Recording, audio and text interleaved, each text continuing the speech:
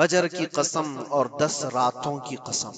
اور وہ 10 راتیں کون سی ہیں؟ پہلی ذی الحجہ سے لے کر 10ویں ذی الحجہ تک کی رات. یہ 10 راتیں اتنی عظمت والی ہیں کہ اللہ خود ان کی قسم فرما رہا ہے، اللہ ان کی قسم یاد فرما رہا ہے. اور ان ایام میں جو اعمال کیے جاتے ہیں اللہ کی بارگاہ میں مقبول ہوتے ہیں. یہ حرمت والے مہینوں میں سے ایک مہینہ ہے. زمانے جاہلیت میں بھی ان مہینوں میں جنگ و جدال نہیں کیا جاتا تھا. کوئی بھی جنگ چل بھی رہی ہو تو یہ مہینے آتے تو جنگ روک دی جاتی تھی، کیونکہ یہ حرمت والے مہینے ہیں. تو ذی الحجہ کے مہینے میں ہم اور آپ ابھی اپنی زندگی کی سانسیں لے رہے ہیں، لیکن قربانی کے متعلق جیسے کہ لوگوں کے دل و دماغ میں ایک کانسیپٹ اور پھر پھیلایا ہوا ایک کانسیپٹ اور اسلامی کانسیپٹ، تینوں میں کیا چیزوں کا فرق ہے؟ اسلام کون سی قربانی چاہتا ہے؟ لوگوں نے کیا پروپیگنڈا پھیلایا ہے اور عوام کے ذہن میں کیا بیٹھا ہوا ہے؟ تینوں کو ہم تھوڑا سرسری نظر سے دیکھتے ہیں. سب سے پہلی چیز تو یہ ہے، اسلام جس قربانی کی بات کر رہا ہے، قرآن میں اللہ فرماتا ہے لن ینال اللہ لحومها ولا دماؤها، نہ تمہارا گوشت نہ تمہارا بہایا ہوا خون اللہ تک پہنچتا ہے، وَلَكِنْ يَنَالُهُ التَّقْوَى مِنْكُمْ، بلکہ اس کے پیچھے جو تمہارا تقوی ہے وہ اللہ تک پہنچتا ہے. تمہاری نیت دیکھی جا رہی ہے، تمہارا اخلاص دیکھا جا رہا ہے. اسی لیے کہا گیا ہے کوئی گوشت کھانے کی نیت سے قربانی کرتا ہے تو اس کی قربانی ہوگی ہی نہیں. گوشت کی نیت سے اگر کسی نے قربانی کیا اس کی قربانی ہی نہیں ہے. یا پھر اگر ذبح کرنے کے بعد بیچنے کی نیت کیا گوشت میں سے کچھ حصہ، وہ تجارت کی نیت کیا ہوا ہے، تب بھی اس کی قربانی نہیں ہے. قربانی صرف وہ ہے جو خالص اللہ کی رضا کے لیے کرے، جو اللہ تعالیٰ نے حکم فرمایا مجھے اور اللہ کریم کے حکم پر عمل پیرا ہوتے ہوئے میں قربانی کر رہا ہوں، یہ اس نیت کے ساتھ جس نے قربانی کیا اس کی قربانی قبول ہے. یہ اسلام چاہتا ہے آپ کی قربانی. اور لوگوں کے دل و دماغ میں جو اکثر بیٹھا ہوا ہے وہ یہ ہے کہ موسم آ رہا ہے، سب کر رہے ہیں تو ہم کو بھی کرنا چاہیے. اور کچھ لوگ فیشن کے طور پر، کچھ لوگ بچوں کی ضد پر قربانی کر گئے. یہ لوگوں کے ذہن و دماغ میں بیٹھا ہوا ہے. نہیں میرے عزیزو، جو مالک نصاب ہے اس پر قربانی واجب ہے. یہاں تک کہ اللہ کے نبی صلی اللہ علیہ وسلم نے ارشاد فرمایا استطاعت ہونے کے بعد، مالک نصاب ہونے کے بعد جس نے قربانی نہیں کیا، حضور فرماتے ہیں وہ ہماری عیدگاہ کے قریب بھی نہ آئے. حضور اکرم صلی اللہ علیہ وسلم فرماتے ہیں وہ ہماری عیدگاہ کے قریب نہ آئے. اس کے لیے دنیا میں یہ وعید ہے تو آخرت میں اس کا عذاب اور ہے. تیسری چیز، جو پروپیگنڈا کیا پھیلا ہوا ہے قربانی کو لے کر، ایک بہت بڑا پروپیگنڈا ہے. اسلام کے خلاف کچھ بھی بات پھیلانے کے لیے لوگوں کو صرف ایک چھوٹی سی سوئی چاہیے کہ ان کا ایک پھیلایا ہوا یہ پروپیگنڈا کہ لاکھوں ہزاروں اینیملز اس میں کاٹ دیے جاتے ہیں، ذبح کر دیے جاتے ہیں، خون بہایا جاتا ہے، اس کا حاصل کیا ہوتا ہے؟ جیوت چیزوں کو مار دیا جاتا ہے. میرے عزیزوں، لوگ یہ باتیں تو صرف اور صرف اسلام کے خلاف کرنے کے لیے پھیلاتے ہیں، جبکہ میں آپ کو بتاؤں دنیا کے تقریباً مذاہب میں قربانی کا کانسیپٹ موجود ہے. اکثر دینوں میں وہ الگ انداز ہے، کہیں بلی چڑھانا ہو گیا ہے، کہیں دیوتا کو کچھ پیش کرنا ہو گیا ہے. قربانی کا کئی جگہوں پر یہ کانسیپٹ موجود ہے، لیکن کوئی اپنے گریبان میں جھانکتا تھوڑی نہ، دوسرے کے گھر میں جھانکنے کی عادت زیادہ ہوتی. اسلام کی قربانی لوگوں کو نظر آتی ہے کہ مسلمان جتنا پریکٹیکل ہے اپنے دین پر، دنیا میں کوئی بھی اپنے دین پر اتنا پریکٹیکل نہیں ہے. کوئی بھی اپنے دین پر اس طرح پابندی سے عمل کرنے والا ملتا نہیں. جلن اسی بات کی تو ہے کہ کوئی پوسٹر نہیں لگاتے، کوئی اعلان نہیں کرتے اور جمعہ میں پوری صفیں ان کی بھری نظر آتی. کون تمہیں پرچار کر کے جمعہ میں بلاتا ہے؟ وہ خالق کائنات کی طرف سے تمہارا جو لگاؤ ہے وہ جو تمہیں کھینچ کر گھروں سے مسجدوں میں لاتا. فتنوں کا دور ہے، اس کے باوجود جمعہ میں کوئی بھی مسجد ایسی نہیں ہوگی جو خالی پڑی ہوئی. مسلمان آج کے دور میں بھی اپنے دین پر عمل پیرا ہے اور یہ تکلیف کا سبب بن جاتا ہے دوسروں کے لیے. اسی طرح قربانی کے ایام آتے ہیں تو کچھ ماڈرن خیالات والوں کو لا کر کے ہمارے درمیان پیش کیا جاتا ہے. وہ ایسی میٹھی باتوں کے ذریعے سے تمہیں لبھانے کی کوشش کریں. اتنے پیسے خرچہ کرنے کے 40,000 کا 50,000 کا بکرا لینے سے بہتر ہے کسی غریب کو مدد کر دیا جائے، کسی کا گھر بنا دیا جائے، کسی کا راشن پہنچا دیا جائے. میاں وہ سال بھر ہم کرتے ہیں الحمدللہ، قربانی کے دنوں میں ہی کیوں؟ اللہ کے نبی صلی اللہ تعالی علیہ وسلم کی حدیث سن، حضور پاک صلی اللہ تعالی علیہ وسلم فرماتے ہیں قربانی کے دن یعنی ذی الحجہ کی 10، 11 اور 12 تین دنوں کے اندر حضور فرماتے ہیں کوئی عمل دنیا میں قربانی سے زیادہ اہمیت اللہ کے نزدیک نہیں رکھتا، کوئی عمل اللہ کو اس سے زیادہ پیارا نہیں ہے قربانی۔ اور ایک بات میں آپ کو بتاؤں، لوگ ہمیں ظالم کی شکل میں پیش کرتے ہیں کہ کاٹ دیتے ہیں، ذبح کر دیتے ہیں۔ ہم اپنی مرضی سے اگر کاٹیں، اپنی خواہش کے لیے کاٹیں تو حرام ہے، اور جس نے خود جان ڈالا ہے اس کے حکم پر کاٹیں تو یہ حرام نہیں ہے، یہ اس کے حکم کی فرمان برداری ہے۔ ایک بات یاد رکھو، جانور تو یہ بکرا ہو، بھینس ہو، اونٹ ہو، جن کی قربانیاں ہوتی ہیں یہ الگ۔ جو مچھلی کھاتے ہیں اس میں بھی اگر کوئی انٹرٹینمنٹ کے لیے شکار کرتا ہے کہ اپنی تفریح قلب کے لیے، تو اس مچھلی کا شکار کرنا بھی حرام ہے۔ ہاں، کھانے کی نیت ہے، تجارت کی نیت ہے، تو مقصد کے تحت اگر مچھلی پکڑ رہا ہے تو اس کے لیے جائز ہے۔ اسلام یوں ہی کسی چیز کی جان لینا اور خون بہانے کا حکم نہیں دیتا، اللہ تبارک و تعالی کا حکم ہے، اور اس نے کائنات کو جس انداز سے بنایا ہے، ان جانوروں کو اللہ تعالیٰ نے ہمارے کھانے کے لیے بنایا ہے، جس کی وجہ سے یہ قربان کیے جاتے ہیں۔ اور اگر میں کہتا ہوں سارے جانوروں کی قربانی بند کر کے دیکھ لو، پھر جانور ہی رہیں گے، تمہارا رہنا مشکل ہو جائے گا۔ اسلام کی یہ قربانیاں تو سال میں ایک مرتبہ ہوتی ہے نا، جو ایک دن کی جاتی ہیں، 10ویں ذی الحجہ سے 12ویں کو۔ اگر نوجوانوں میں ایک دعوت دیتا ہوں، جاؤ، آج تو اے آئی کا زمانہ ہے، کچھ بھی پوچھو تو لا کر کے تمہارے سامنے رکھ دے گا سارا ڈیٹا۔ ذرا یہ بھی ڈیٹا نکال کر کے دیکھ لو کہ سال بھر میں KFC میں کتنی چکن ذبح ہوتے ہیں، پوری دنیا بھر میں پر ڈے۔ میکڈونلڈ صرف چکن ہی نہیں بیچتا، گائے کا گوشت بھی بیچتا ہے پوری دنیا بھر میں، جس کو یہاں پر بھی بہت سینے سے لگا کر کے رکھے گئے ہیں۔ پوری دنیا بھر میں ان کا استقبال ہے، کیونککہ امریکن کمپنیاں ہیں، باپ دادا کی کمپنیاں ہیں، ان کو کوئی آنکھ نہیں دکھا سکتا۔ اور انٹرنیٹ کے ڈیٹا کے حساب سے پر ڈے 68,000 گائے تو میکڈونلڈ ذبح کرتا ہے۔ پر ڈے کی بات کر رہا ہوں، سال بھر کی نہیں۔ سال بھر ان کا ڈیٹا بہت زیادہ ہے، ملینز میں ہے، اور 1 بلین سے زیادہ چکن وہاں پر بھی قربان ہوتی ہیں جو فرائیڈ چکن کھاتے ہیں۔ یہ تو ایک کمپنی کی بات کر رہا ہوں، ایسی بہت ساری کمپنیاں ہیں۔ تو کبھی کسی نے یہ اعتراض کیا کہ یہ کمپنیاں اتنے جانوروں کو ذبح کرتی؟ نہیں، بقرعید کے دن سب کے سینگ نظر آتے ہیں، جانوروں کی محبت امڑ کر کے آتی ہے۔ سال بھر جو قربان ہو رہے ہیں، کبھی کسی نے آبجیکشن نہیں کیا کہ یہ سارے آؤٹ لیٹس بند کیوں نہیں کر دیے جاتے، یہ ساری دکانیں کیوں نہیں بند کر دی جاتی جو سال بھر ذبح کر رہے ہیں۔ ہاں، ہو سکتا ہے میکڈونلڈ یہاں نہیں ذبح کرتا گائے کو، کیونکہ یہاں پتہ ہے حالات صحیح نہیں ہیں، لیکن دوسری جگہ پر جا کر دیکھیں، سب جگہ پر بیف آسانی سے ان کے ہاں ملتا ہے۔ میں یہ باتیں صرف اور صرف یہ اس لیے کہہ رہا ہوں، پھیلایا ہوا پروپیگنڈا کیا ہے، جانوروں سے محبت یہ سکھائیں گے ہمیں۔ اللہ کے نبی صلی اللہ تعالی علیہ وسلم فرماتے ہیں، بنی اسرائیل کی ایک خاتون کو میں نے جہنم میں دیکھا، کس بنیاد پر؟ فرماتے ہیں وہ عبادت گزار تھی، زاہدہ تھی، پرہیزگار تھی، لیکن ایک بلی پالی ہوئی تھی، اور اس نے کبھی عبادت کرنی ہوتی تو 2 دن 3 دن تک اپنے کمرے میں گوشہ نشین ہو جاتی تھی اکیلی، اور اس نے اپنی بلی کو ایک جگہ پر گلے سے رسی لگا کر باندھ دی، اور 3 دن تک وہ اپنی عبادت میں رہی، مصروف رہی، اور 3 دن کے بعد اسے خیال آیا تو جا کر دیکھی بلی مر چکی تھی۔ حدیث پاک میں صحیح حدیث ہے، اللہ کے نبی صلی اللہ علیہ وسلم فرماتے ہیں صرف اس بنیاد پر اللہ تبارک و تعالیٰ وہ عبادت کرنے والی عورت کو جہنم میں بھیج دیا۔ جو میری مخلوق پر رحم نہیں کرتا وہ رحم کے قابل نہیں۔ یہ سکھائیں گے ہمیں جانوروں پر رحم کرنا؟ ہم جس جانور کو ذبح کرتے ہیں وہ اللہ کے حکم سے کرتے ہیں، اس کے علاوہ کسی بھی جانور کو ظلم کرنا، اللہ کے نبی صلی اللہ تعالی علیہ وسلم کی حدیثوں میں سے یہ ہے کہ جانور پر ظلم کرنا ذمی پر ظلم کرنے سے بڑا ہے۔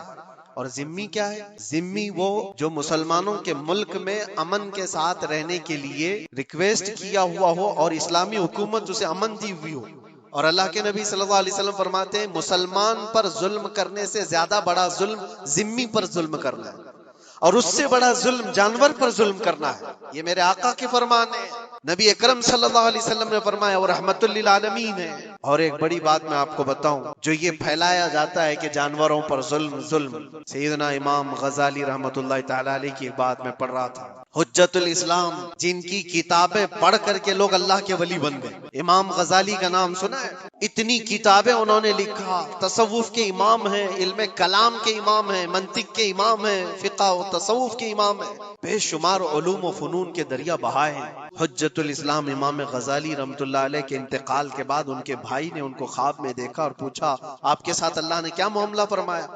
امام غزالی فرماتے اللہ نے مجھے بخش دیا، میری لکھی ہوئی کتابیں، میری عبادتیں، ہزاروں کو جو میں نے پڑھایا وہ شاگرد، یہ ساری چیزوں کی وجہ سے نہیں، بس ایک کام کی وجہ سے۔ پوچھا وہ کون سا کام؟ کہا ایک بار میں کتاب لکھ رہا تھا اور سیاہی میں قلم ڈبو کر کے لکھا جاتا تھا، اور سیاہی جو بنتی تھی وہ پھلوں کے رس سے نکال کر کے، اور لکڑی کا قلم اس میں ڈبو کر کے لکھا جاتا تھا۔ تو میں لکھ رہا تھا کہ ایک مکھی آ کر سیاہی پر بیٹھ گئی، میں اپنا قلم روک لیا کہ ہو سکتا ہے وہ پیاسی ہو، پی کر چلی جائے۔ کافی دیر تک وہ مکھی اس سیاہی پر بیٹھی رہی اور پی کر کے جب وہ اڑ گئی تو پھر میں اپنا قلم چلاتا رہا۔ یہ بات تو زندگی میں آئی اور گئی، میں نے تو اس کو چھوٹا سمجھا تھا، لیکن میری موت کے بعد رب تبارک و تعالیٰ نے مجھے اٹھا کر فرمایا جس نے میری چھوٹی مخلوق پر رحم کیا، بس اس نیکی کی بنیاد پر میں تجھے جنت عطا کرتا ہوں۔ ایک جانور پر رحم کرنے کی بنیاد پر، ایک جانور پر رحم کرنے کی بنیاد پر۔ اور حدیث پاک میں، صحیح حدیث پاک میں یہ بھی ہے، ایک طوائف تھی جس نے مرتے ہوئے کتے کو بچایا تھا پانی پلا کر، اور اس بنیاد پر اس کی بخشش ہو گئی۔ طوائف تھی اور رحم کیا جانور پر تو اس کی بخشش ہو گئی۔ میں اسلام کی وہ چیزیں تمہیں بتا رہا ہوں جو دنیا تمہارے سامنے یہ چیزیں لانے سے عاجز ہے اور قاصر ہے، یہاں تک کہ اللہ کے نبی صلی اللہ تعالی علیہ وسلم نے فرمایا جانور پر اگر تم نے ظلم کیا ہے تو جس طرح سے ظلم کرو گے قیامت کے دن یہ اپنے سینگوں کے ساتھ، اپنے کھروں کے ساتھ اٹھے گا اور اسی طرح سے اس کا بدلہ بھی دلایا جائے گا۔ وہ تمہیں مارے گا قیامت کے دن اور بدلہ لے گا۔ یہ بھی حدیث پاک میں ہے۔ جانور پر ہمیں اس کے چہرے پر مارنے کا حکم نہیں ہے، اس کو اس کی طاقت سے زیادہ بوجھ ڈالنے کا حکم نہیں ہے۔ اللہ کے نبی صلی اللہ تعالی علیہ وسلم کے پاس ایک صحابی آئے، اونٹ پالتے تھے۔ کہا ایک اونٹ بہت سرکش ہو گیا ہے، اور جب اونٹ سرکش ہو جاتا ہے نا، کسی کی کھوپڑی کھینچ لیتا ہے، وہ اسی وقت سر کو پکڑ لیا تو آدمی وہیں ختم ہو جائے۔ وہ کسی کے قابو میں نہیں آ رہا تھا، حضور کے پاس آئے، رسول پاک صلی اللہ علیہ وسلم نے فرمایا چلو میں چلتا ہوں، دیکھتا ہوں۔ صحابہ کہتے ہیں حضور جب چلنے لگے تو ہمیں خوف ہوا، ڈر ہوا کہ یہ اونٹ بدک گیا ہے، سرکش ہے، کہیں کچھ نقصان نہ پہنچا ہے، اور تنہا میرے مصطفیٰ صلی اللہ علیہ وسلم آگے بڑھتے چلے گئے۔ صحابہ کہتے ہیں ہمیں ڈر لگ رہا تھا، لیکن میرے عزیزوں وہ رحمت للعالمین ہے، سب کی رحمت بن کر آئے۔ نبی پاک صلی اللہ تعالی علیہ وسلم جب قریب گئے تو اونٹ کوئی سرکشی نہیں کیا، کچھ نہیں۔ حضور پاک صلی اللہ تعالی علیہ وسلم کے چہرے کے پاس اپنا منہ کرتا ہے اور اپنی زبان کو چپڑ کرتے ہوئے اپنی زبان ہلا رہا ہے، اور حضور پاک صلی اللہ تعالی علیہ وسلم ایسے سنتے جا رہے ہیں جیسے کسی دانشور کی بات سن رہے ہیں۔ پھر نبی پاک صلی اللہ علیہ وسلم اونٹ کے مالک کی طرف متوجہ ہوئے اور کہا یہ اونٹ تیری شکایت کر رہا ہے، یہ اونٹ تیری شکایت کر رہا ہے، یہ سرکش اس لیے ہوا کہ تو اس کی طاقت سے زیادہ بوجھ اس پر ڈالتا ہے اور کھانا اس کو کم دیا کرتا ہے۔ کیا یہ بات صحیح ہے؟ وہ جو بدو تھے، جو اونٹ کے مالک تھے، انہوں نے چہرہ جھکا لیا اور کہا وعدہ کرتا ہوں حضور پاک صلی اللہ علیہ وسلم سے کہ اس سے زیادہ، اس کی طاقت سے زیادہ بوجھ نہیں ڈالوں گا، اور اس کا چارہ، اس کے کھانے کا انتظام روزانہ کیا کروں گا۔ نبی پاک صلی اللہ علیہ وسلم نے اس اونٹ کی رسی پکڑی اور مالک کو دے دیا، پھر وہ اونٹ اسی طرح تابعدار ہو کر نکل پڑا۔ یہ اسلام میں میرے آقا صلی اللہ تعالی علیہ وسلم کا عدل تو دیکھو، ان کی طاقت سے زیادہ کا بوجھ ڈالنے کا حکم نہیں ہے۔ اور دنیا یہ پروپیگنڈا پھیلائی ہوئی ہے کہ یہاں جانوروں کو کاٹا جاتا ہے، جو ذبح کرنے کا حکم ہے وہ اللہ کے حکم سے ہے۔ میرے رب تبارک و تعالیٰ نے خود جان ڈالی، ہماری جان کا بھی وہی مالک ہے، جانوروں کے جان کا بھی وہی مالک ہے۔ اگر اللہ کا حکم نہ ہوتا تو ہمیں چونٹی مارنے کی بھی اجازت نہیں، اللہ کا حکم نہ ہوتا تو ہمیں کسی کو بھی قربانی کرنے کی اجازت نہیں ہوتی۔ یہ رب تبارک و تعالیٰ کا حکم ہے، تو ظاہر سی بات ہے ہم اللہ کے بندے ہیں۔ رب تبارک و تعالیٰ جانوروں کی قربانی کا حکم دیا، اس لیے ہر سال بقرعید میں مسلمان قربانی کرتے ہیں، اگر اللہ چاہے تو اپنے بیٹوں کی قربانی کا بھی حکم دے، اور دیا ہے رب تعالیٰ نے، اور وہ بھی کر کے دکھایا سیدنا ابراہیم علیہ السلام۔ اللہ تبارک و تعالیٰ اگر حکم دے تو کیا تم ایسے مسلمان نہیں ہو؟ مسلمان کا مطلب ہوتا ہے سر جھکانے والا اللہ کے حکم کے آگے، یہ نہیں پوچھے گا کہ کیوں ہے اور کیسے ہے۔ مسلم کہتے ہیں اپنا سر جھکا دیا اللہ کی بارگاہ میں، اس کے حکم کے آگے۔ اللہ تبارک و تعالی ہماری جانوں کا مالک ہے، اگر وہ چاہتا تو ہماری قربانی کا حکم دیتا، ہمارے اولاد کا، لیکن رب تبارک و تعالی نے یہ سنت ابراہیمی پر پوری دنیا کو ثواب دینے کے لیے جانوروں کی قربانی کا حکم عطا فرمایا۔ میرے آقا صلی اللہ تعالی علیہ وسلم کے پاس ایک صحابی حضرت زید بن ارقم آئے اور پوچھا یہ قربانی کیا ہے میرے آقا؟ حضور اکرم صلی اللہ علیہ وسلم نے فرمایا جس جانور کی ذبح کرو گے اس کے ہر بال کے بدلے تمہیں اللہ ایک نیکی عطا فرمائے، جتنے اس کے جسم میں بال ہوں گے ہر بال کے بدلے اللہ تمہیں ایک نیکی عطا فرمائے گا۔ اور حضور اکرم صلی اللہ تعالی علیہ وسلم نے یہ بھی ارشاد فرمایا کہ تم جانور کا انتخاب اچھا کرو، اس لیے کہ کل بروز قیامت پل صراط پر یہ تمہاری سواری بن کر آئے، پر بیٹھ کر تم جنت میں جا رہے ہو۔ اور لوگ یہ بھی پوچھتے ہیں ہم نے ایک بار قربانی کی ہے تو وہاں سواری کون سی والی آئے؟ یہ بھی ملتا ہے روایت میں، تم نے اپنی زندگی میں جو سب سے پہلے قربانی کی ہے اس پر سوار ہوگے، لیکن ہر سال کی قربانی والے جانور بھی سواری بن کر تمہارے ارد گرد آئیں گے، وہ سب ہوں گے، تم انتخاب کرو جس پر سوار ہونا چاہو۔ اسی لیے قربانی میں عیب والے جانور کی قربانی جائز نہیں، لنگڑا ہو، لولا ہو، کان کٹا ہوا ہو۔ کیوں جائز نہیں ہے؟ دنیا تو یہ سمجھتی ہے کٹنے والا جانور وہ ہونا چاہیے جو ریجیکٹڈ ہو، جس کو کاٹا جا رہا ہے وہ دنیا میں کام کے لائق نہ ہو، اس کو کاٹنا چاہیے۔ دنیا کا یہ کانسیپٹ ہے، دنیا کا تصور یہ ہے، لیکن نہیں، اگر کوئی اپنے استعمال کے لیے کاٹ رہا ہوتا تو میں کہتا ہاں ریجیکٹڈ مال کاٹ لو، لیکن ذبح جو ہم کرتے ہیں قربانی میں وہ اپنے لیے نہیں، وہ رب ذوالجلال کے لیے ہے۔ اسی لیے بندہ یہ دیکھے میں اپنے رب کی حضور کیا پیش کر رہا ہوں۔ تم اگر کوئی ہدیہ تحفہ خریدنے جاتے ہو اپنے کسی عزت دار شخص کے لیے تو انتخاب سوچ سمجھ کر کے کرتے ہو کہ جس کو میں دینے جا رہا ہوں یہ کتنا ویلیو والا ہونا چاہیے، کتنا عزت والا ہونا چاہیے، اور جو رب تعالیٰ کی بارگاہ میں پیش کر رہے ہو اس کا بھی آپ خیال رکھو۔ اس لیے لوگ کام چلانے کی باتیں تو بہت کرتے ہیں، قربانی کے متعلق کچھ باتیں ہیں جو مجھے آج عرض کرنی تھی، اس لیے میں نے آج اس موضوع پر آپ سے خطاب کیا۔ بہت سارے لوگ طرح کے افواہیں بھی پھیلاتے ہیں، یہ تو ان غیر مسلموں کے اعتراضات کا میں نے جواب دیا۔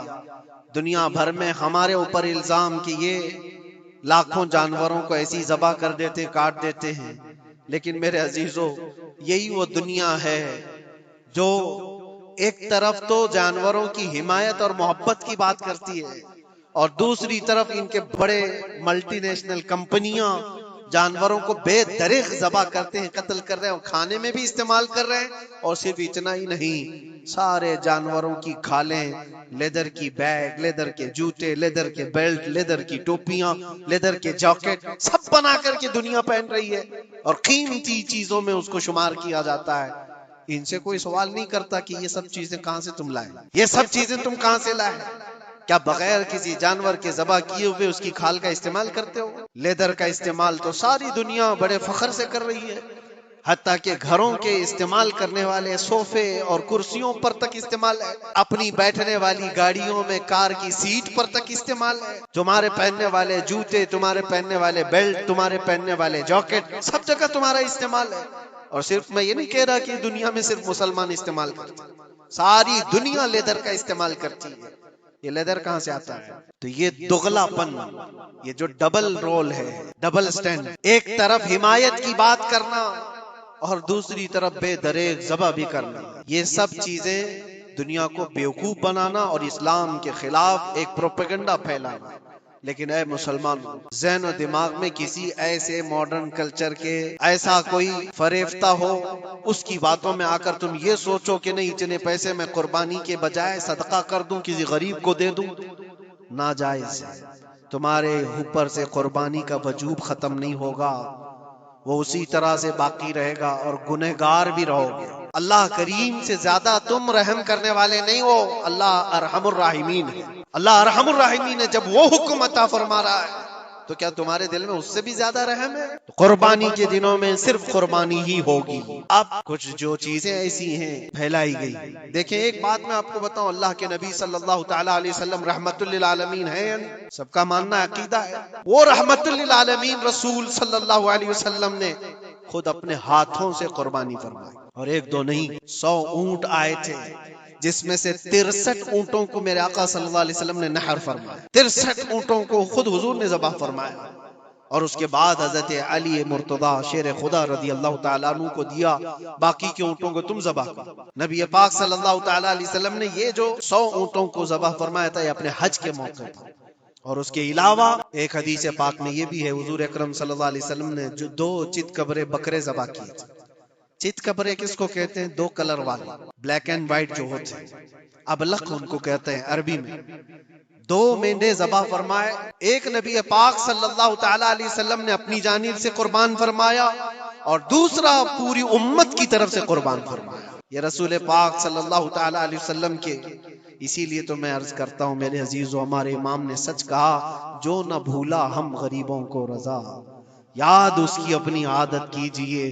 قربانی سال میں 1 مرتبہ ہو رہی ہے، رسول پاک صلی اللہ تعالی علیہ وسلم قربان کر دیتے اپنے نام سے، وہ تو کیا ہی، لیکن قیامت تک آنے والی اپنی امت کی طرف سے بھی خود اپنے ہاتھ سے قربانی فرمائے۔ آج امت یہ پوچھتی ہے میرے عزیزوں، قربانی کے لیے 1400 سال پہلے تمہارے رسول نے تمہاری جانب سے قربانی کی، اور اللہ نے جس کو استطاعت دی، جس کو طاقت دی، میں یہ چاہتا ہوں کہ تمہارے اوپر جو قربانی واجب ہے، اپنی قربانی کرو، ساتھ میں ایک اور قربانی میرے مصطفیٰ کی طرف سے کرو، حضور اکرم صلی اللہ علیہ وسلم کی طرف، جبکہ ان کے احسان کا بدلہ پوری امت نہیں ادا کر سکتی، لیکن ہم ہدیہ تشکر کے طور پر اپنی طرف سے پیش کر سکتے ہیں۔ اور کچھ لوگوں نے یہ سمجھ رکھا ہے، ایک بکرا لے کر کے آتے ہیں، پورے گھر والوں کی طرف سے قربانی، ایک بکرا پورے گھر والوں کی طرف سے قربانی۔ میرے عزیزو، بکرا ایک آدمی کی طرف سے ہی قربان ہوگا جو مالک نصاب ہے۔ گھر میں اگر 4 لوگ مالک نصاب ہیں تو چاروں پر قربانی ہے، شوہر پر بھی، بیوی پر بھی، بیٹے پر بھی، جو مالک نصاب ہے۔ مالک نصاب کا مطلب کیا ہے آپ جانتے ہیں؟ جس کے پاس 52.5 تولہ چاندی یا 7.5 تولہ سونا یا اس کے برابر کی قیمت ہو، دونوں میں سے کسی ایک کے برابر کی قیمت ہو۔ اس زمانے میں آپ کیلکولیٹ کر لو 52.5 تولہ چاندی کی قیمت کیا ہو سکتی ہے، اتنی اگر تمہارے پاس رقم ہے، اتنی مالیت ہے تمہارے پاس، تو تم مالک نصاب ہو اور تمہارے اوپر قربانی واجب ہے۔ قربانی تمہارے اوپر واجب ہے، اور قربانی واجب ہونے کے لیے سال بھر پیسے ہونا ضروری نہیں، قربانی کے دنوں میں اگر وہ مالک نصاب ہوا تب بھی اس پر واجب ہے۔ زکوٰۃ کا حکم الگ ہے، قربانی کا حکم الگ ہے، اور پورے گھر کی طرف سے ایک بکرا قربان کیا تو کسی کا بھی نہیں ہوا۔ اگر 4 لوگ گھر میں رہتے تھے اور چاروں کی طرف سے ایک بکرا ذبح کیا اور چاروں کا نام لیا گیا ہے تو کسی کے نام سے قربانی نہیں ہوئی، کیونکہ پرٹیکولر ایک ہی کی طرف سے قربانی ہو سکتی ہے۔ ہاں، بڑے جانور میں 7 حصے ہو سکتے ہیں، وہ اونٹ ہوا یا بیل بھینس، یہ جو بڑے جانور ہیں ان جانوروں میں 7 حصے ہو سکتے ہیں، اور ان میں شریک ہونا جائز ہے، لیکن 7 لوگ جو شریک ہو رہے ہیں ان کے لیے بھی شرط ہے، کوئی ایک بندہ بھی اس میں غلط عقیدے والا بھی نہ ہو اور گوشت کی نیت سے شریک نہ ہوا ہو، بلکہ سب قربانی کی نیت سے آئے ہوں تو سب کی قربانی ہوگی، یہ خیال بھی رہے، ضروری ہے۔ اب حالات ایسے آ گئے کہ سب کے لیے ایک بکرا لینا اگر طاقت کے بھر نہیں ہے، استطاعت نہیں ہے، تو وہ بڑے جانور میں حصہ لے سکتے ہیں، جہاں پر یہ قربانیاں ہو رہی ہیں شریک ہو سکتے ہیں۔ کچھ لوگوں نے یہ پروپیگنڈا بھی پھیلایا ہے ہمارے درمیان میں سے کہ بڑے کی قربانیاں جو ہوتی ہیں، اجتماعی قربانیاں، یہ جائز نہیں ہے، آدمی کو اپنی قربانی کے وقت سامنے ہونا ضروری ہے، ایسی باتیں پھیلائی گئی ہیں۔ میں آپ کو حدیث پاک سناتا ہوں۔ اللہ کے نبی صلی اللہ تعالی علیہ وسلم نے ارشاد فرمایا حضرت فاطمہ سے، کہا ہے فاطمہ اپنی قربانی کے وقت سامنے رہو، قربانی کے خون کا قطرہ زمین پر گرنے سے پہلے اللہ تعالیٰ تمہارے پچھلے سارے گناہ معاف فرمائے گا، حدیث پاک ہے۔ لیکن ساتھ میں دوسری حدیث یہ بھی ہے، نبی پاک صلی اللہ تعالی علیہ وسلم نے اپنی قربانی کا وکیل حضرت علی کو بنایا تھا، کہ اپنی نیابت دے دی کہ میری طرف سے تم قربانی کرو، اس طرح سے جو مسلمان استطاعت نہیں رکھتا خود کرنے کی، وہ اپنی جانب سے کسی دوسرے کو وکیل بنا سکتا ہے، شرعاً جائز ہے۔ کسی کو بھی وکالت دی جا سکتی، نیابت دی جا سکتی ہے، میرے طرف سے تم قربانی کرو۔ جیسے کہ گھر میں کوئی عورت مالک نصاب ہے، اگر یہ حکم ہوتا کہ عورت خود جا کر کے کرے تو کہاں سے کرتی؟ عورت کسی کو وکیل بنا سکتی ہے، اپنے شوہر کو کہہ دی یا کسی کو دے دیا پیسے کہ میری جانب سے تم قربانی کرو، یہ جائز ہے بالکل۔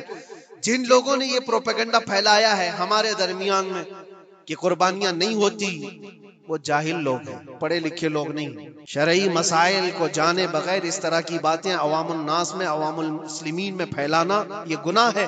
ہاں، اس بات کو یاد رکھیں، جو وکیل ہے قربانی کا، اس کے اوپر ذمہ داری ہے کہ وہ جتنے لوگوں کی قربانی کر رہا ہے جانور شریعت کے مطابق کا لے، عیب دار جانور کی قربانی نہ کرے، لاغر ہو، کمزور ہو، سینگ ٹوٹا ہوا ہو، کان کٹا ہوا ہو، پیر کٹا ہوا ہو، دم کٹی ہوئی ہو، یا اتنا کمزور کہ چل نہیں سکتا، کھڑا نہیں ہو سکتا، ایسا عیب دار جانور نہ لے۔ یہ وکیل کی ذمہ داری ہے جو سب کی طرف سے قربانی کر رہا ہے۔ اور دوسری چیز، عیب کس کو کہتے ہیں؟ عیب کس کو؟ کان میں اگر سوراخ ہے تو وہ مکروہ ہے لیکن قربانی ہے اس کی۔ ہاں، سینگ اگر بچپن اس کے پیدائشی نہیں آئے تھے تو جائز ہے اس کی قربانی، آئے تھے اور ٹوٹ گئے تو اس کی مقدار بتائی گئی، 1/3 حصہ اگر ٹوٹا ہے تو اس وقت تک جائز ہے، اس سے زیادہ جڑ سے ٹوٹے ہوئے ہیں تو قربانی جائز نہیں۔ کوئی پیر پورا کٹا ہوا ہے، دم پوری کٹی ہوئی، یہ عیب میں آتا ہے، عیب دار جانور کی قربانی جائز نہیں، یہ وکیل کرے گا، نہیں کرے گا تو وہ گنہگار ہے۔ لیکن اس کا مطلب یہ نہیں ہوتا کہ اجتماعی قربانی جائز ہی نہیں۔ ایسی باتیں کیوں پھیلائی جاتی ہیں؟ حدیث پاک میں ملتا ہے کہ نیابت اور دوسرے کو وکالت دینا جائز ہے۔ اب کچھ لوگ یہ بھی پھیلاتے ہیں کہ قربانی کے جو حصے لیے جاتے ہیں، گوشت دیا جائے تو اس کی قیمت الگ ہوتی ہے، گوشت نہ لو تو اس کی قیمت الگ ہوتی ہے، یہ سب پھیلی ہوئی چیزیں ہیں۔ اس کا ریزن بھی پتہ کرنا چاہیے، ایسی بغیر علم کے بات کرنے سے۔ 4000 5000 روپے کا ایک حصہ آتا ہے اگر شہر میں کوئی بڑا جانور ذبح کرے، مہنگا ملتا ہے بیل، اور باہر جب جا کر کے کوئی ذبح کر رہا ہے تو وہی ایک حصہ 1500 روپے میں 2000 میں ہو جاتا ہے۔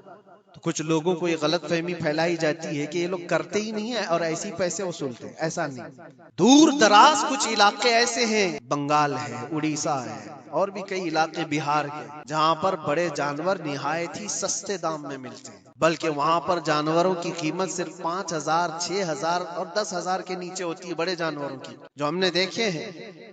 وہاں جا کر کچھ تنظیمیں قربانی کرتی ہیں، اگر وہ صحیح طریقے سے شریعت کے مطابق جانور لے کر کے کر رہے ہیں تو کوئی حرج نہیں، چاہے وہ 200 روپے حصے میں بھی کرتا ہو، کوئی حرج نہیں۔ قیمت میٹر نہیں کرتی، جانور میٹر کرتا ہے، قیمت چاہے جتنی بھی ہو رہی ہو۔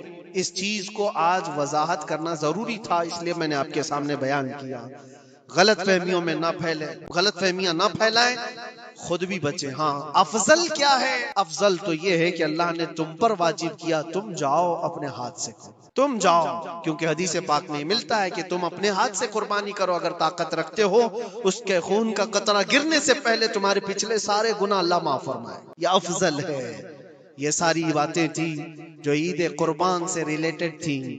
اللہ کریم ہم سب کو اس کی رضا کے لیے قربانی کرنے کی توفیق عطا فرمائے۔ لیکن ساتھ میں ایک بات یہ بھی یاد رکھیں، جب بندہ قربان کر رہا ہوتا ہے تو اس کے اندر یہ نیت بھی ہو، جیسے سیدنا ابراہیم علیہ الصلوۃ والتسلیم کو اللہ تعالیٰ نے کیا فرمایا تھا؟ 4 پرندے لو، ان کو ذبح کرو، ان کے سر اپنے پاس رکھو، ان کا قیمہ بنا کر 4 پہاڑوں پر رکھاؤ، اور پھر ان پرندوں کا نام لے کر کے بلاؤ، وہ زندہ ہو کر کے آ جائیں گے۔ کیونکہ ابراہیم علیہ السلام نے اللہ سے پوچھا تھا کہ اللہ تم مرنے کے بعد لوگوں کو زندہ کیسے کرتا ہے، میں دیکھنا چاہتا ہوں۔ تو رب تعالیٰ ان کو پریکٹیکل دکھانا چاہ رہا تھا کہ جاؤ ٹھیک ہے، ذبح کرو 4 پرندے اور ان کا قیمہ بنا دو، سر ان کے اپنے پاس رکھ لینا، اور ان کا قیمہ 4 پہاڑوں پر رکھ کر آؤ، اور پھر آ کر ان سروں کے پاس کھڑے ہو کر ان پرندوں کے نام لے کر بلاؤ، وہ آ جائیں گے۔ ابراہیم علیہ السلام نے اسی کیا، 4 پرندے لیے تھے۔ کیا لیے تھے آپ کو میں بتاؤں؟ ایک مرغا تھا، ایک کوا تھا، ایک کبوتر تھا، اور ایک مور تھا۔ پرندوں کے نام یاد رکھ لیں، کوا ہے، مرغا ہے، کبوتر ہے اور مور ہے۔ چاروں کو ذبح کیا، ان کے سر اپنے پاس رکھے اور جسم کے سب قیمہ بنا دیا اور 4 جگہ پر مکس کر کے ان کو رکھا ہے. پھر آ کر یہاں کھڑے ہوئے اور پکارا ان پرندوں کا نام لے کر، اللہ کے حکم سے آ جاؤ. وہ قیمہ ہوا میں اڑا، جسم بنا اور ویسی بغیر سر کے اڑتا ہوا آیا اور اپنے سر سے جڑ کر کے وہ زندہ پرندہ ہو گیا. قرآن پاک میں یہ ہے موجود. 3 پارے میں رب تبارک و تعالیٰ نے فرمایا وَإِذْ قَالَ إِبْرَاهِيمُ رَبِّ أَرِنِي كَيْفَ تُحْيِي الْمَوْتَى قَالَ أَوَلَمْ تُؤْمِنْ قَالَ بَلَىٰ قَالَ وَلَٰكِنْ لِيَطْمَئِنَّ قَلْبِي قَالَ فَخُذْ 4 مِنَ الطَّيْرِ فَصُرْهُنَّ إِلَيْكَ ثُمَّ اجْعَلْ عَلَىٰ كُلِّ جَبَلٍ مِّنْهُنَّ جُزْءًا ثُمَّ ادْعُهُنَّ يَأْتِينَكَ سَعْيًا وَاعْلَمْ أَنَّ اللَّهَ عَزِيزٌ حَكِيمٌ. یہ اللہ تبارک تعالیٰ نے پورا قرآن میں فرمایا کہ ابراہیم علیہ السلام نے یہ جو کیا.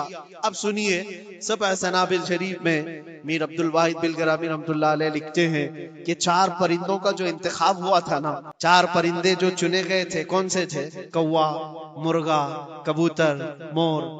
اصل میں جو ہے ان کی ہر ایک کی ایک خاصیت ہے. کوا لالچی بہت ہوتا ہے، مرغا اس کے اندر شہوت بہت زیادہ ہے، عورت کی خواہش.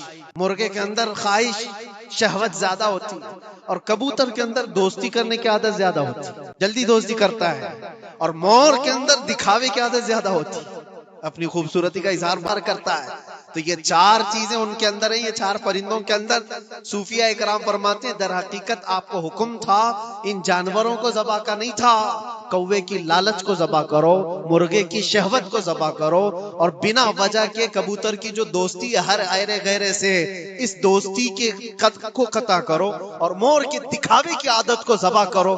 یہ 4 بری عادتوں کو ذبح کرو تو اللہ کی قدرت کے مشاہدے دیکھنے ملیں گے. در حقیقت وہاں پر صوفیہ اکرام فرماتے ہیں، اور یہی بات ہے کہ شیطان کو جب کنکریاں مارنے کے لیے حجاج جاتے ہیں، وہ تو ایک پلر ہے جس کو کنکریاں مارتے ہیں، وہاں ایک پلر ہے، اس پلر کو کنکریاں مار کر کے آتے ہیں. لیکن میرے عزیزو تصور یہ ہونی چاہیے زندگی بھر جو شیطان مجھے بہکاتا ہے میں اس کو کنکریاں مار رہا ہوں. اگر تمہاری نیت صالح ہوئی اور کنکری لگ گئی تو یقیناً زندگی بھر شیطان کی شرارتوں سے محفوظ ہو جاؤ.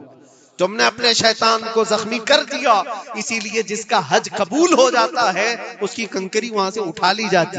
ورنہ تو 40 لاکھ لوگ 70 کنکریاں مار کر کے آئیں تو پہاڑ بن جانا چاہیے، لیکن کوئی پہاڑ نہیں ہوتا وہاں کنکریوں کا. جا کر دیکھیں، نہ ہی اس کو اٹھایا جا رہا ہے. لیکن حدیث پاک میں جس حاجی کا حج قبول ہوتا ہے اس کی کنکریاں اٹھا لی جاتی ہیں. وہ شیطان کو لگ چکی ہے.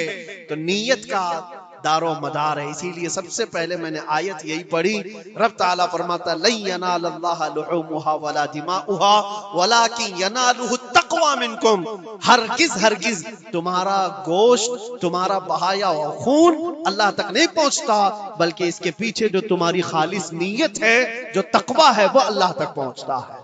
قربانیوں میں یہ نیت کرو کہ رب تبارک و تعالیٰ میں اپنی ساری خواہشات کو ذبح کر رہا ہوں، مولا مجھے بری خواہشات سے زندگی پر محفوظ فرما دے.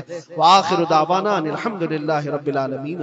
آپ کی زندگیوں میں بھی یہ معاملات ہوں گے، ہر ایک کے ساتھ کوئی نہ کوئی دشمن ہوگا. کوئی ایسا تصور نہیں کر سکتا کہ میں یا فلاں سارے دشمنوں سے پاک ہیں. اور کبھی کبھار ہمارے پاس لوگ آ کر کے کہتے ہیں کہ حضرت فلاں میرے ساتھ وہ کر رہا ہے، یہ کر رہا ہے. میں تو کسی کا برا چاہتا ہی نہیں. یہاں یہ قانون نہیں ہے کہ آپ کسی کا برا چاہ رہے ہیں تبھی آپ کے ساتھ کچھ برا ہو رہا ہے. دنیا بہت سارے لوگوں سے ایسی بھری ہوئی ہے جو خاموش چلنے والوں کے ساتھ بھی دشمنی کرتی ہے. ان کو یہ ضروری نہیں ہے کہ آپ نے ان کا کچھ بگاڑا ہو. آپ راستہ چلنے والے ہوں لیکن اس کے باوجود بھی کچھ لوگوں کو اچھا نہیں لگتا آپ کا راستہ چلنا. آپ سر جھکا کر کے چلتے ہوں، یہ بھی بہت سارے لوگوں کے لیے صحیح نہیں لگتا. آپ سر اٹھا کے چلتے ہیں تو بھی لوگوں کے لیے تکلیف ہے. تو خامخواہ جو تکلیف ہے لوگوں کو، ہر ایک کا کوئی نہ کوئی دشمن یا چھوٹا ہوتا ہے یا بڑا ہوتا ہے. لیکن ہماری زندگیوں میں کسی دشمن کا ہونا یہ اس لیے نہیں ہے کہ ہم سب کو ختم کر دیا جائے، بلکہ اس لیے ہے کہ ہم اللہ سے زیادہ قریب ہو جائیں، اس سے پناہ مانگنے لگ جائیں. دشمن سے بچنے کے لیے روزانہ کچھ نہ کچھ آپ وظیفہ کرتے رہیں گے، اللہ سے دعا کرتے رہیں گے. جب آپ مصیبتوں میں گرفتار ہوتے ہیں اللہ کی طرف دوڑ کر کے آتے ہیں. اور پھر ایک بات آپ کو میں یہ بھی بتا دوں، اللہ کی ذات پر یقین اور توکل اتنا بڑھ جاتا ہے. ہم مسلمان ہیں اس اعتبار سے میں کہہ رہا ہوں، دشمن چاہے جیسے بھی ہوں لیکن مسلمان یہ سوچتا ہے کہ میرے رب سے بڑھ کر طاقت کس کی ہے. یہ جتنا ضرر پہنچانے والے ہوں گے یہ اپنی طاقت کے حساب سے پہنچاتے ہیں، اور اللہ حفاظت کرنے والا ہے، وہ اپنی طاقت سے حفاظت کرتا ہے. اور قرآن میں اللہ تعالیٰ نے فرمایا ہے، اس لیے ہمارا یقین بڑھتا چلا جاتا ہے. اگر آپ کا کوئی دشمن ہی نہ ہو تو آپ خود ہی اپنے آپ کو خدا سمجھنے لگ جائیں گے. اگر کوئی آپ کا دشمن ہی نہ ہو تو آپ خود کو یہ سمجھنے لگ جائیں گے کہ میرا کون کیا کرتا ہے، کچھ بھی نہیں، میں سیف ہوں. اور جہاں پتا چلا کہ کچھ دشمن ہیں جو طاقتور بھی ہیں یا سازشی ہیں یا جال بننے والے ہیں، تو اندر سے ایک خوف پیدا ہوتا ہے کہ میری غفلت میں کہیں وہ مجھ پر حملہ آور نہ ہو جائے. اس لیے بارگاہ رب العزت میں روزانہ دعا کرتا ہوں کہ مولا ان دشمنوں سے میری حفاظت فرما. میرے عزیزو، ہماری اور تمہاری طاقت کا کیا کہنا. سید الانبیاء رسول اکرم صلی اللہ